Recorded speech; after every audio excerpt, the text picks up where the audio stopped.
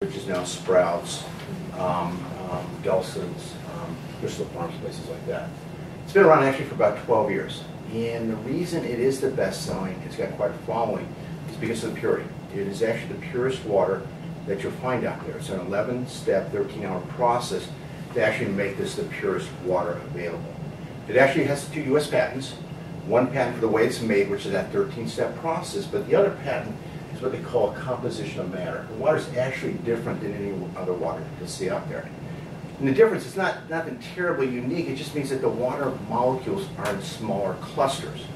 The reason that's important for us, the smaller the water cluster molecules, and water does cluster together, by the way. It's just natural, that's how it stays together, the hydrogen molecule. But the smaller the clusters, the quicker it gets into our cells. The quicker it gets into our cells, the quicker it hydrates. So Penta has actually 2 advantages over other waters. One is that microclustering, but the second, and probably the more important, is the purity. Because of purity, our bodies actually hydrate faster. There was a gentleman by the name of Dr. Peter Augrey, unrelated to the company, but Dr. Peter Augrey of Johns Hopkins University, back in the 90s, was doing research on blood. Now, what his research team discovered is actually how our cells hydrate. Prior to his research and his research team, we always believed that our cells hydrate by osmosis. Somehow the water just got through the cell membrane. By the way, our bodies are made of between 50 and 75 trillion cells. So it's an important part for us, right? Always I just kind of went through the cell membrane. What they discovered is actually a gateway. There's a portal. He named it the aquaporin. He actually won the Nobel Prize in Medicine in 2003 for his research. But what he discovered, it only allows pure water in. So when you drink a mineral water, spring water, tap water, and electrolyte water, our body actually has to take all that stuff attached to the H2O, separate it to allow the water to get into our cells. And that's why I believe that this water is done so well in the natural channel. People feel a difference. They drink the water during their workouts. They don't feel as bloated because there's not stuff in there. It's actually a lighter water because there's nothing there but H2O. But also they feel a difference in terms of their workouts, in terms of the endurance, the recovery, and also performance. And I think as a result, Penta's had success and a really keen following because of that. But that's the primary difference. It's purity, it's the microclusters, but the number one thing I hear about this brand is people like the taste. And a couple of you mentioned before, taste was important. People really like the taste. And I think that's why individuals keep coming back. Okay, we do have some celebrities that drink it. We have some sports athletes that drink it too. Most notable is probably Drew Brees of the New Orleans Saints. He's been a huge fan since his Purdue days, and actually we've got some videos of him talking about how it helps him in his performance. Thank you. Perfect. Wow. He knows his stuff. So, remembering that the purpose of our focus group is to say exactly what you're thinking, not trying to please even a guy who knows all of this stuff like that in Michael. Because ultimately it won't help us. It'll only help us if you tell us exactly what you're thinking, and don't worry, because that allows us to make changes. So I have a couple questions for you, quickly. And then I want you to try it. I'll ask you one more question, and we'll get to a final subject. How much would you expect to pay? Well, let's say first, how much would you expect to pay for a bottle of water like you're buying now? And I know think of it as a single bottle. A lot of you said you buy bottle, bulk, or you buy a case, or so. But think about it in. Let's simplify it for time. Based on what he said, what would you expect to pay for this single bottle somewhere, cold, maybe at a market or in the gym? Maybe $3.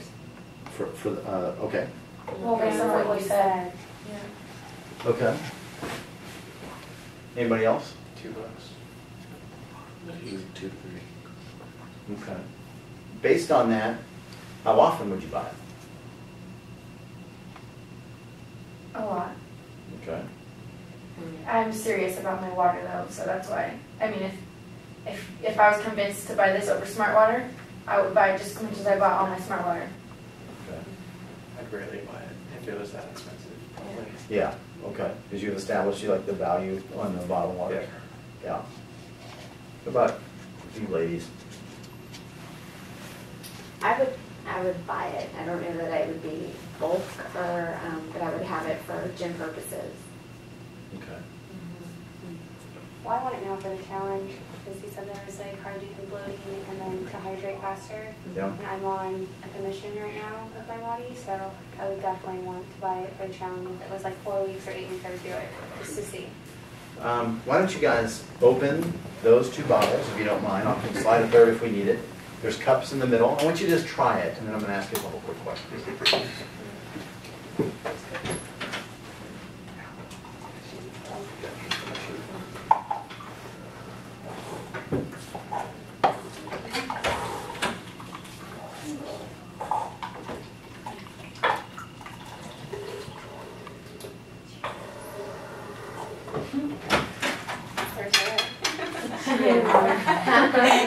And remember, I'd love to hear, we really want to hear what you think. Not that, okay, let's make them happy and say, "I've tasted it, I'm out of here." What's your reaction?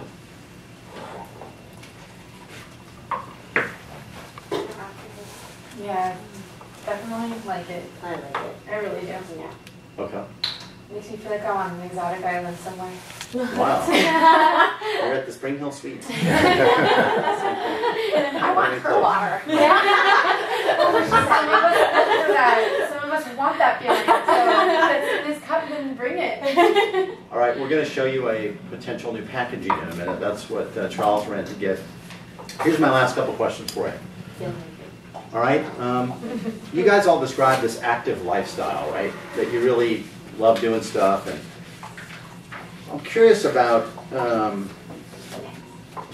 couple of things, particularly if we were to develop. But what websites? Can any of you guys give an example of a website you go to that really is all about the activity that you do? And I think you gave an example, maybe of a couple of the sites, running sites, whatever.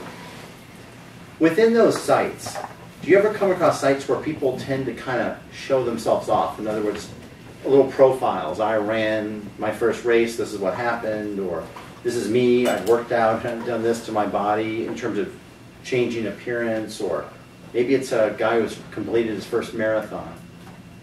Do you come across those kinds of things on websites, and are they interesting to you? You know, when you read, when you see what other people have done, do you find that compelling? Do you tend to look at it? Not look at it, tell me why. You're shaking your head yes. Yeah, well, when you see someone's body and you see them working hard, like if you're at the gym or if you just watch someone on a commercial, and you see they're sweating and you see they're drinking the water and it's making them feel. Do you find it motivating, or Yeah, like definitely. you're too much information, or what do you think? Well, if I heard the stories from people who weren't just celebrities, then yeah, for sure. Just, you say, okay, let's go around. I'm going to come back to that for a second. I'm going to respect your time. I only have a couple of minutes. What about you? What about you all? Do you tend to respond to those? Are you motivated by them? Do you avoid them? You don't care? When you see people profiled about what they're doing and how they've changed? Yeah, absolutely.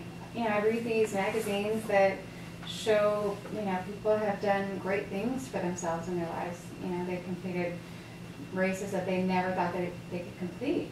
So it's very compelling and it's very motivating, and I love their stories. I think it's... Somebody mentioned celebrity versus not celebrity. Mhm. Let's say we have your beloved Jennifer Aniston saying, but it's really her, there's her picture, and it's really her talking about how she uses this water and what she's done, maybe her workout routine, versus, you know, a person you don't know that's equally maybe attractive and active, telling their story of some achievement. How do you value each one of those? Are they both cool? Do you like one or the other? Do you trust one with the other? What? Well, we all were talking about cost, so to me, when I see celebrity, I just feel like they have every avenue and aspect to utilize different, you have cooks, chefs, they have the ability to buy what they want, so it's almost like when I look at them, I'm like, of course they look good, they have everything they need. So I look at the average person who may not have as much money as they do, and if it's achievable for them, I'm like, well, how'd they do it? They can do it, I can do it. Then let's separate celebrity versus athlete. Let's say it's Drew Brees. Somebody mentioned Drew Brees. If you saw Drew Brees talking about his workout routine, what he gets from the water, or, is that interesting to you, or more or less so than an average person?